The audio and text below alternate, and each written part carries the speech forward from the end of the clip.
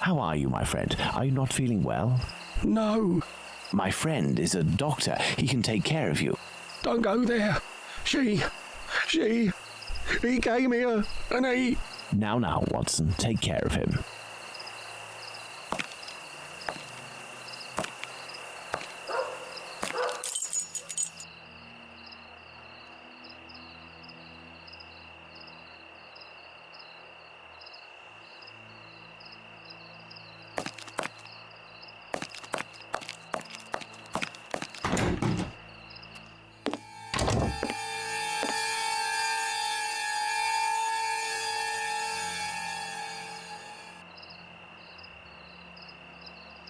My God!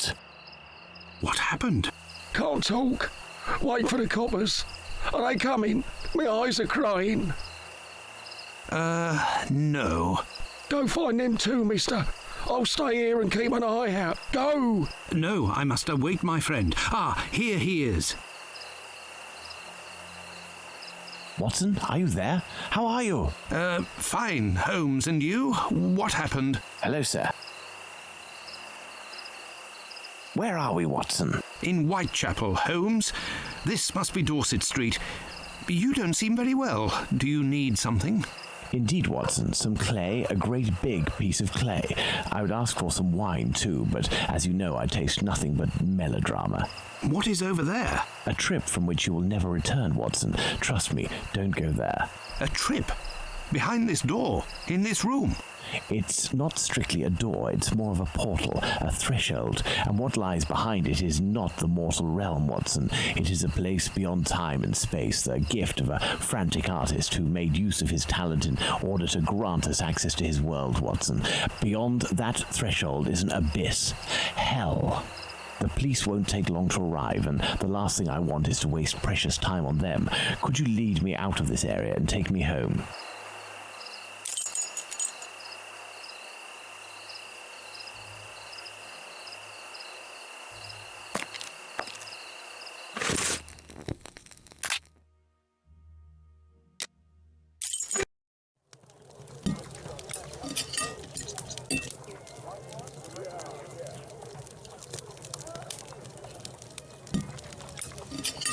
You should come and eat, Holmes. Mrs. Hudson has worked wonders.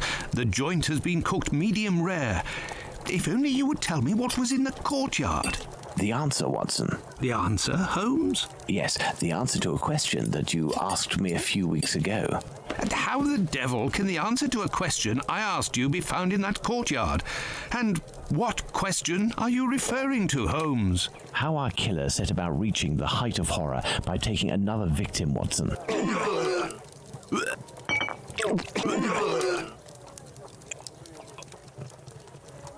Did I not tell you that I wanted to avoid melodrama? Do you mean to say that... Yes, that's what was in that room. You helped towards the colour. All that's missing is the odour, but I shall let that pass.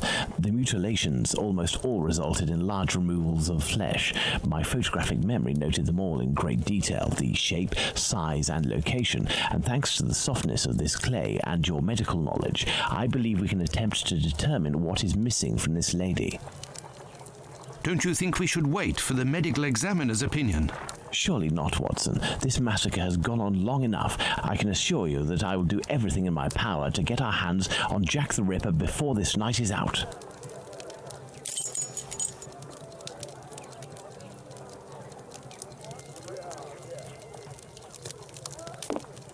Watson, we shall reconstruct the body of this poor woman and inspect it in detail as well. Your help as a medical man will be invaluable. Holmes, I feel a bit unwell. Well, I understand. I will manage on my own. Her throat was slit just like the others. The wound is particularly deep.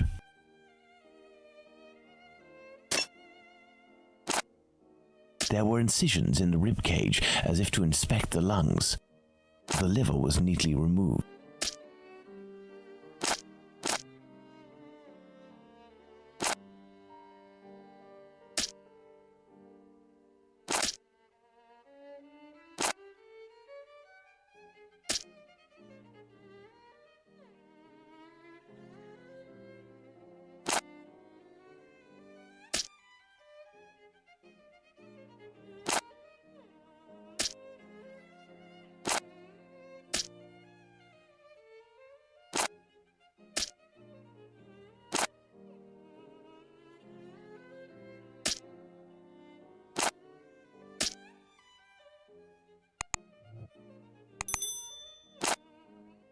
organ is missing, apparently. I must specify which organ this is on my list.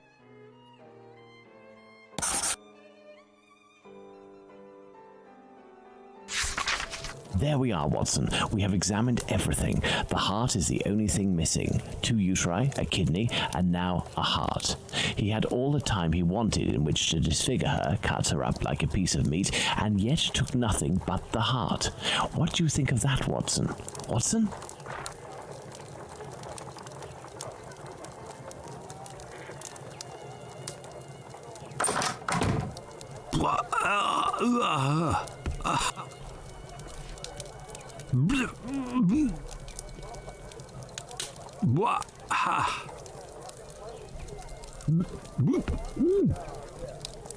I dread to think how you'd react if you saw a corpse.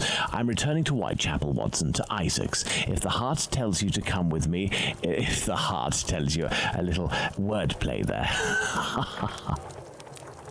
Let's go to the cobbler's.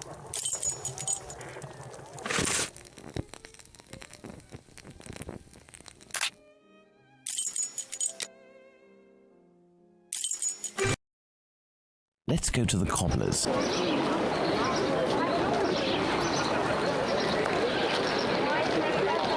Beep, beep. Evening, Mr. Holmes. Good evening, Hardyman. Has Abraham Solomnovich still not reopened his shop? No, not that I know of. Have you heard anything about the latest murder? Certainly there is talk of nothing else. Poor girl. I hope they catch the bastard who did it. Who do you think that could be? A madman, that's for sure. Everyone in the area is pinning it on a Jew. But I don't believe that for a second. Why? Because Jews don't like blood, you see. They're not allowed to eat it, and they have to drain the meat before cooking it. It's true that they eat animals, but they are fanatical about all kinds of silly things. I don't know much about their rituals and all, but I know that a Jewish butcher can't just do whatever he pleases with his knife. He has strict kosher rules to follow. You seem to be very well informed. Well, I buy my meat from them too. My clients don't care whether the meat comes from Jews or not. Cats eat it regardless. And let me tell you, I'd go as far as to say that I may even have more faith in a Jew, because even if they don't eat all the offals, a Jew inspects them to see if the animal was in good health. Lungs, for the most part, and as they make up most of my cat's meat, you can see the connection, right? Jews are allowed to eat offals? Yes. They eat calves' kidneys, I think. How big is that? A calf's kidney? Well, that depends if it's fresh or if it's been marinated in brine or cooked. When fresh, are they as big as a human kidney? They would be, yes. You know, Mr. Hardyman, it's lucky for both of us that the murder that took place in your mother's courtyard was only the Whitechapel killer's third. Had it been the first, I wouldn't be thanking you, as I'm doing now, for all of this important information. Goodbye and take care. If you say so. Right, farewell, Mr. Holmes. Let's go to the cobbler's. I have no reason to go that way.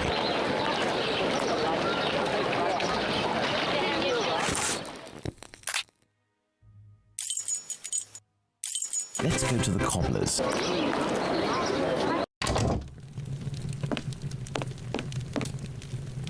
Good evening, Mr. Solomnovich. Evening, Mr. Holmes. If you've come about the business with my cousin, I hate to say...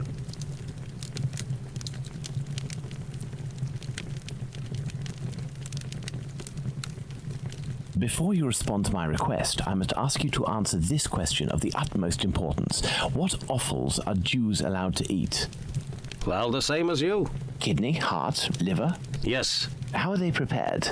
Kidneys are boiled, heart is often finely sliced and cooked on a skewer, and liver is always grilled. These offals, do they come from cattle? Yes, beef or veal. And eating non-kosher food would be a grave affair for a Jew, isn't that right? Yes, it would be very serious. But what are you getting at?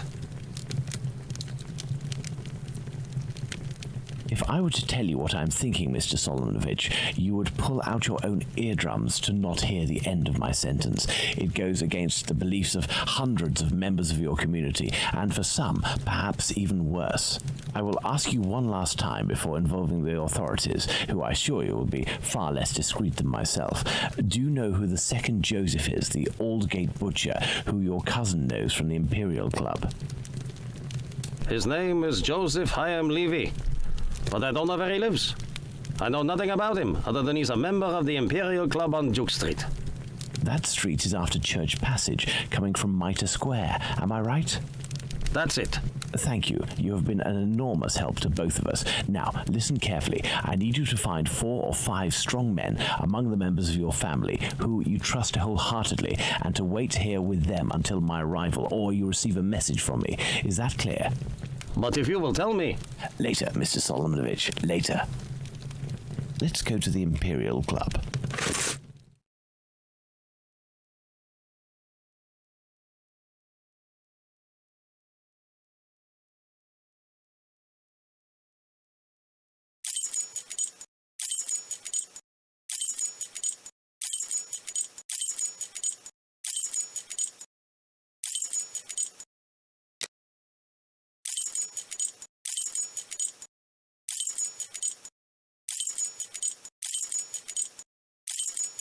Ah, there's the Imperial Club. Let's see if I can find Joseph Hyam Levy.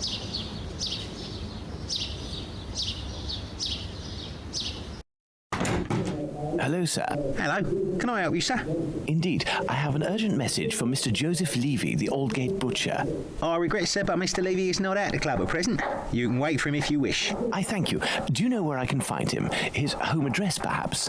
It is a very urgent matter. I am sorry, sir, but we do not give out information regarding the club members to people outside the group. I understand. I must find a way to enter the Imperial Club without having to go through the entrance hall.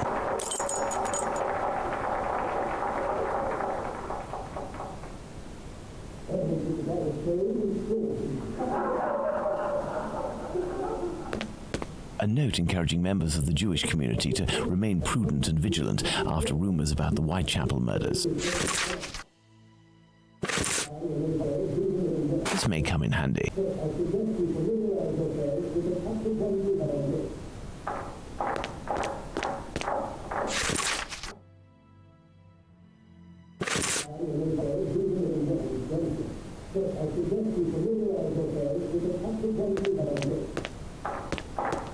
Judging by the sound of voices and applause, there is a meeting going on at this very moment.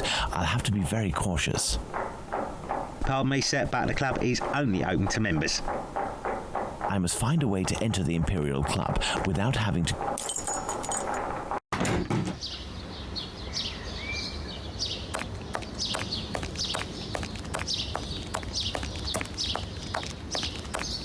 There's a cellar window behind this barrel, which is preventing me from passing.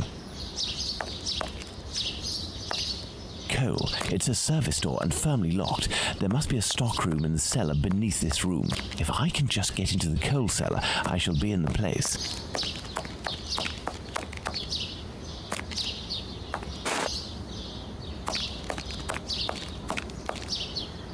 This barrel is on a wooden pallet, but it is too... I will need a pivot.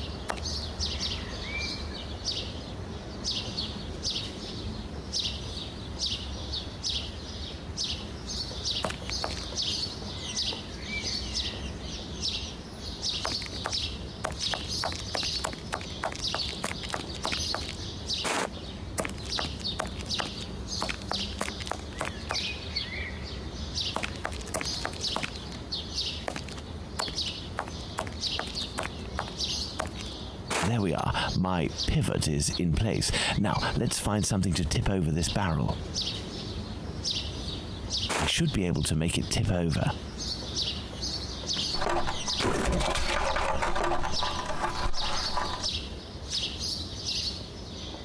Closed. The cellar window is locked from the inside by a simple iron hook.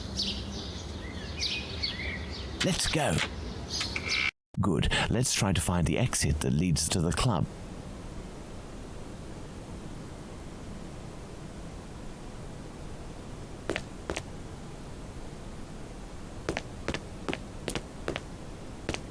This may come in handy.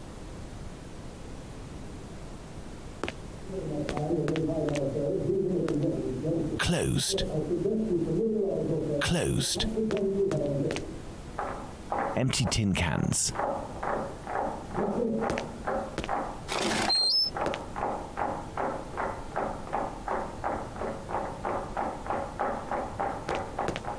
The kitchen, it's closed, and besides, I won't find what I'm looking for in there. Let's hope that it really is the key to this door. Administration, perfect. This must be where the information on club members is kept. A page from an old Yiddish-English dictionary. Court's proceedings. Curious.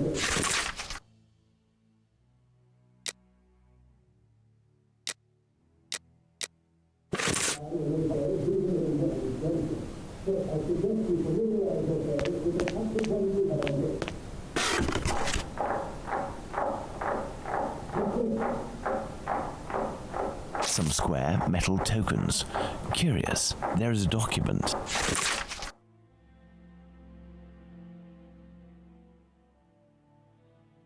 There must have been litigation between Joseph Hyam Levy and Jacob Levy.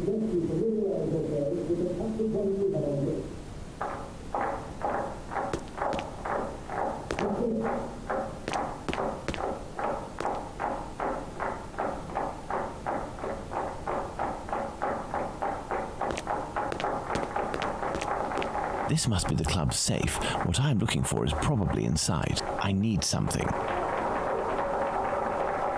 This must be the club's safe. What I'm looking for is probably inside. The lock on this chest is very sophisticated. Let's see.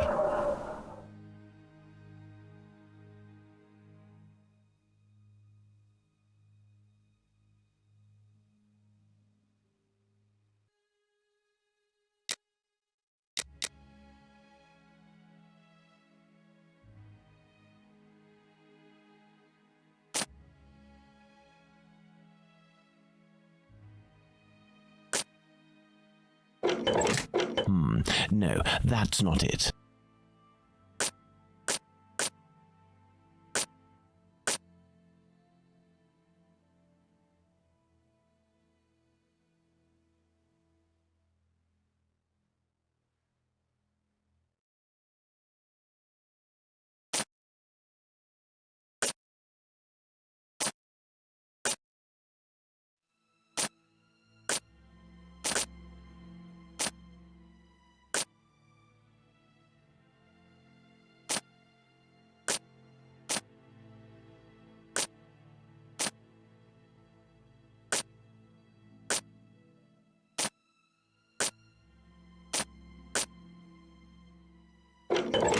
Elementary.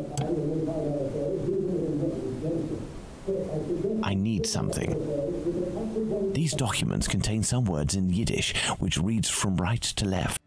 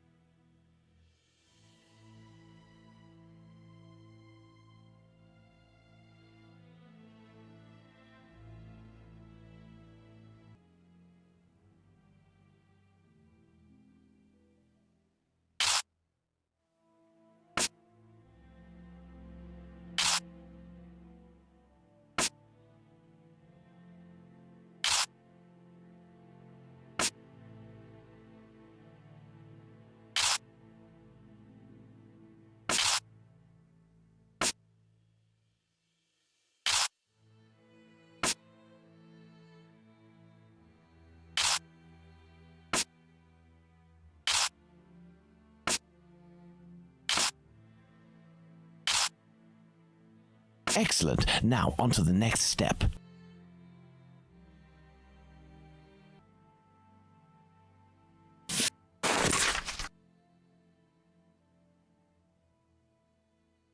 Here we are. I have the address of this Joseph Hyam Levy, 36 Middlesex Street. Now, let's try to get out of here without being seen. This may come in handy.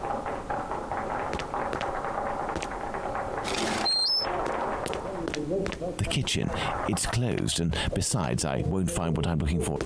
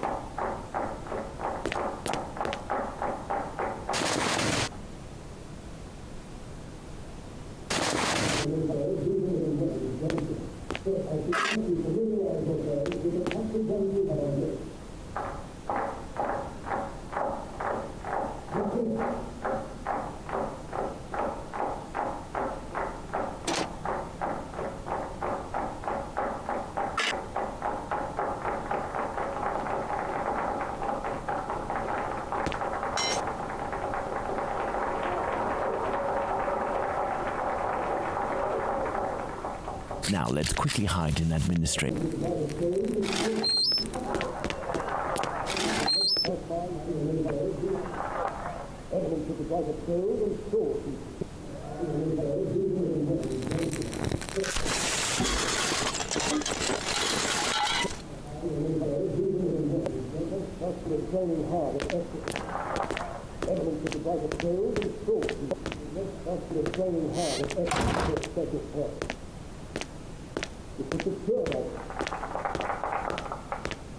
Let's visit Joseph Levy at 36 Middlesex Street.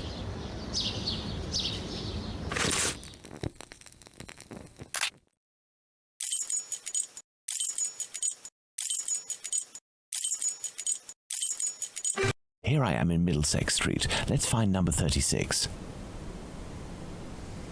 Bubbly! Everyone! Hello, sir. What do you want? Hello, Mum. I would like to speak with Mr. Levy. Do you know if he's in? I am Mrs. Levy, his wife.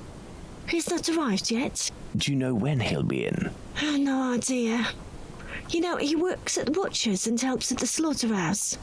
It often happens that he doesn't come in until early morning and then leaves right away. Well, listen, as soon as your husband Joseph returns, tell him that... My husband isn't called Joseph. You aren't the wife of Joseph Hyam Levy? No, of course not. I'm the wife of Jacob Levy. Mr. Hyam Levy used to live here with his parents, but he moved. Mommy, who's the man that you are talking to? But this poor child has syphilis. He carries the mark on his face. Leave us, children. Go back inside with your brothers and sisters. Yes, Mother.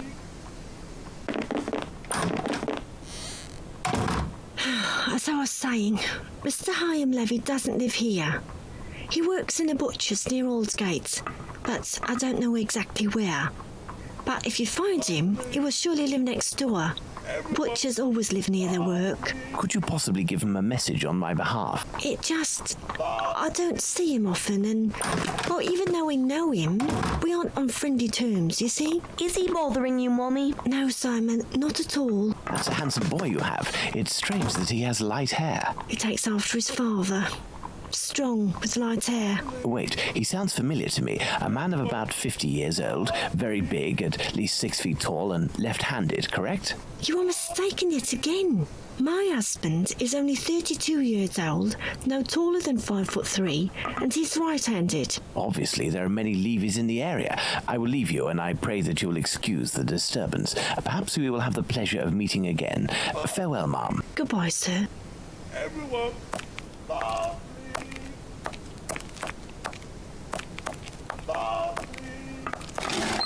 Daddy! I must return to Baker Street. Let's go to Baker Street.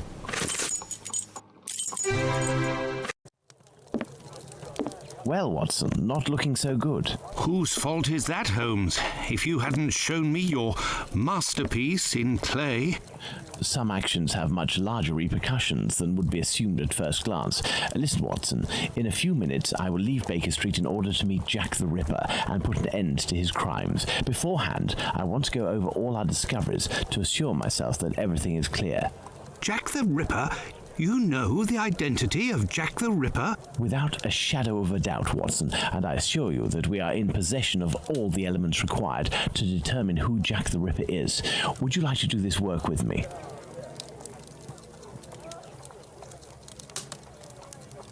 Well, we are still missing certain information in order to finish this investigation, Watson.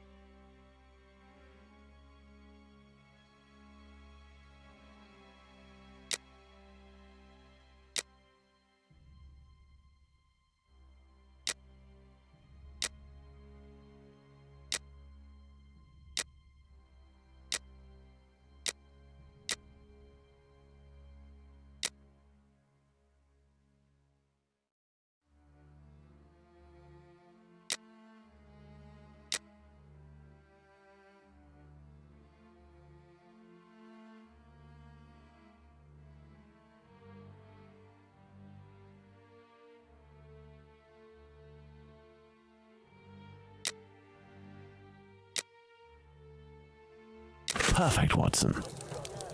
Let's determine who Jack the Ripper is, Watson.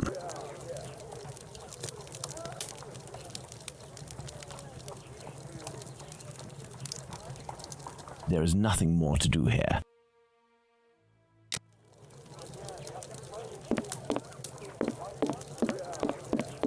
Thus, we have 5 suspects. Let's add the elements that correspond to each of them.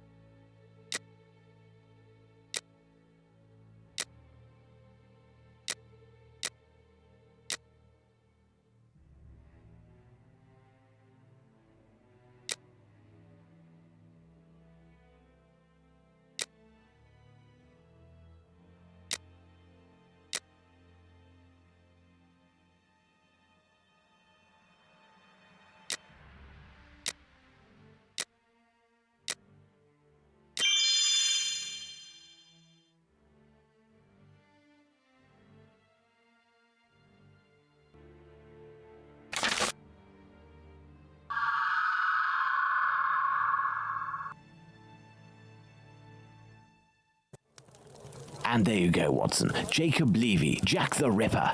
Fantastic, Holmes. And terrifying. But some aspects of this case are still unclear, at least for me. For example, Watson? Why does the man only kill prostitutes? The man kills prostitutes because he blames them for the misery of his life. He must have frequented them assiduously, and during these nocturnal visits, he contracted syphilis, which he passed on to his spouse, and via her, at least one of his children. He is an angry man in despair following a mistake that cannot be fixed. Why does he only kill such miserable prostitutes? He never had the means to afford prostitutes of higher standing than Nichols, Chapman, and the others. At one point in his life, he was forced to steal to make ends meet. This indiscretion cost him dearly. He was imprisoned and exiled from his community. He had frequented low-class prostitutes. Thus, it was they who infected him, and they who must pay. But why did he remove the organs? To take vengeance on his own community, which rejected him and had more success than he. He is a man who bore the burden of a sinister reputation, that of a thief and a madman, because of his internment. So he took his vengeance in the most cowardly and horrific manner imaginable. He rubbed his knife on the uterus of a sick prostitute before using it. He passed Edow's kidney off as a veal kidney. Why did he disfigure the faces of the last two victims? Revenge yet again, Watson. This is what you did to my child. You will suffer the same fate.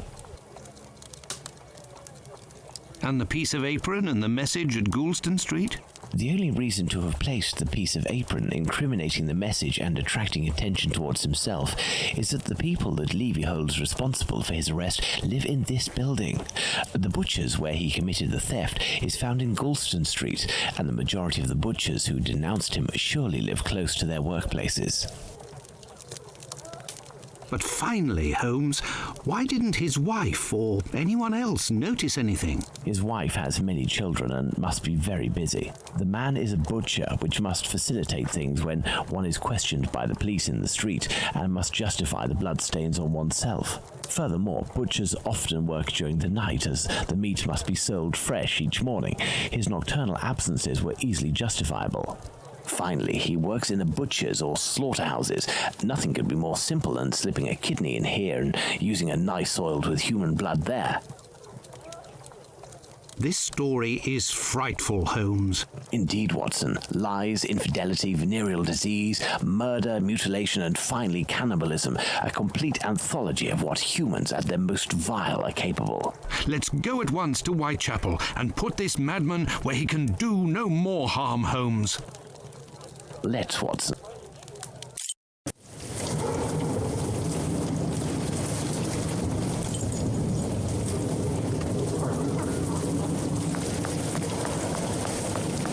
I do believe we are not alone.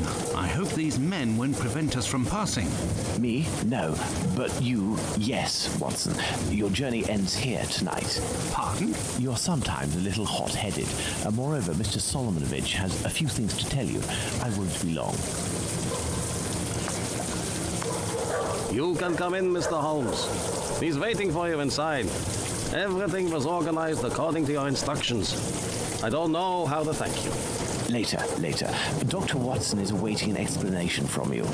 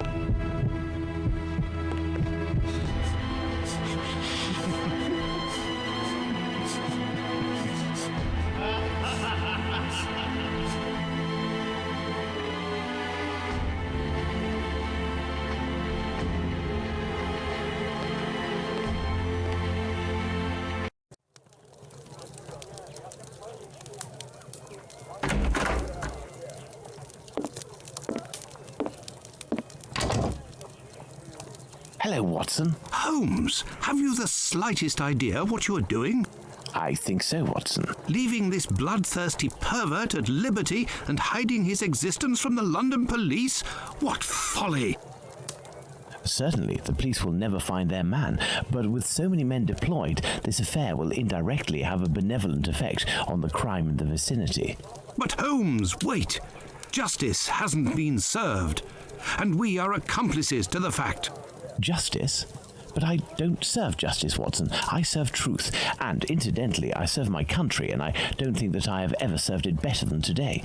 Imagine if after months of terror and a murder as abominable as that of Miller's Court, we deliver to the English people a man of the Jewish faith, a journeyman and head of family as the guilty party.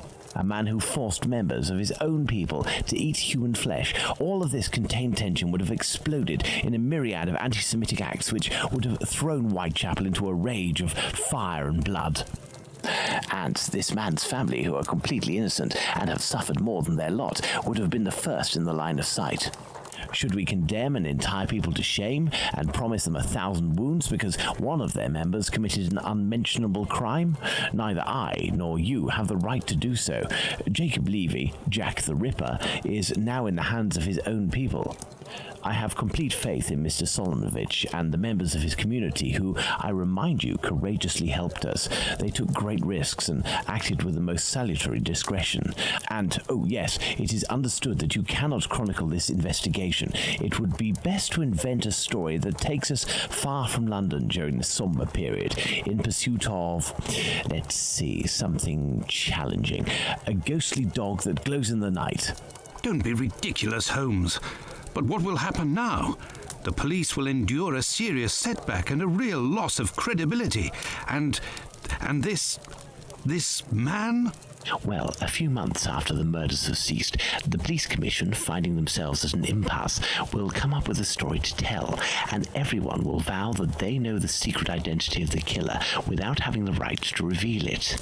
As for Jacob Levy, Jack the Ripper, he will be imprisoned by his own people. He will pace like a lion in its cage until the end of his days, haunted by his crimes and his insatiable vengeance, until finally the disease which drove him to kill those poor women will finish its work and make him its final victim.